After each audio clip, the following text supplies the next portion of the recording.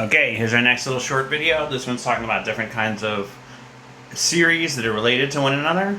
We've already talked about the geometric series, which I'm indicating here by G, and it has A is its first term plus A times R squared plus A times R cubed, and so on. A and R are both constants, not variables. And you can write this using the summation notation like this. So this capital funny squiggly thing is a sigma. That's a capital sigma. On the bottom is where you start. So this goes from I equals 0 to infinity. A R to the ith power. So the first term here is A times R to the 0th power. R to the 0 is just 1, so that's A. The next one is A times R to the first power. That's the next term. A times R squared. A times R cubed. Okay, that's the geometric series. And we actually already have done what the sum of finite numbers of terms of the geometric series are equal to, and what the infinite sum is as well. You can look at that in the last short video. What about the power series? The power series looks qualitatively similar to the geometric series, and then each term has an increasing power of something, and then there's a constant out front. But the important differences are that the term out front could be different in every term of the power series, and the thing that is being raised to the power is not a constant like it was in the R case, but it's in fact a variable. So the power series is a function of x, and each term in the power series depends on a power of x. So again, in the summation notation with I equals 0, we have C sub 0 x to the 0th power, which is just 1, so C0. Then the next one is I equals 1, C number 1, x to the first power, C sub 2, x to the second power, and so on. And so each of the C's with a different subscript could be a different constant, but they're all constants. And then x to the whatever power is the essence of the power series.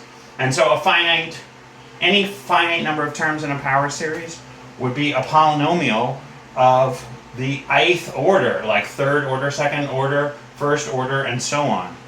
And so the first one would be I equals 1 would be a linear, would be up to I equals 1 would be a linear power series. I equals 2 would be a quadratic. I equals 3 would be cubic, and so on.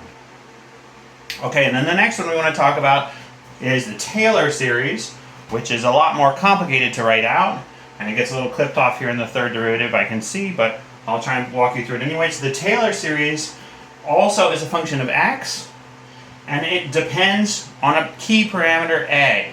The key parameter A is the region about which the Taylor series is expanded. So you expand something in a Taylor series around the value A, and you could have it be a limited number of terms in the Taylor series, just like a finite series, a finite Taylor series, or truncated Taylor series would have a certain number of terms and no more.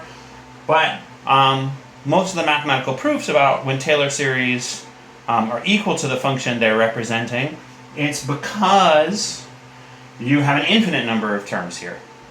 Okay, and we'll talk more about this when we talk about Taylor series next.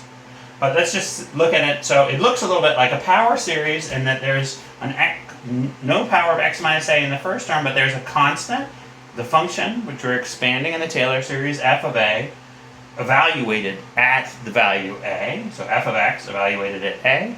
That's a constant, because a is a constant. And then the derivative of f of x, also evaluated at a. So this is also a constant coefficient, kind of similar to the power series, times the first power of x minus a. And then the next one is the second derivative of f of x, evaluated at a, still a constant. X minus a to the second power, divided by 2 times 1. We could have said this one was divided by 1, but that's the same as divided by 1. And then the third power is the third derivative value of the data x equals a, times x minus a cubed over 3 times 2 times 1. 3 factorial. 3 times 2 times 1. Okay. This one is very different from the preceding ones in that this general form can actually be evaluated for a whole different, lots and lots of different functions f of x. All you need to know about f of x is that it's differentiable. That is, you can take all these derivatives, as many derivatives as you need to. So something that has kinks or jumps in it, you can't easily evaluate a Taylor series because you can't take the derivatives of the kinks or jumps. Even if those kinks or jumps are not in the first derivative or the second derivative or the third derivative, but are in the fourth derivative, you still need to be very careful.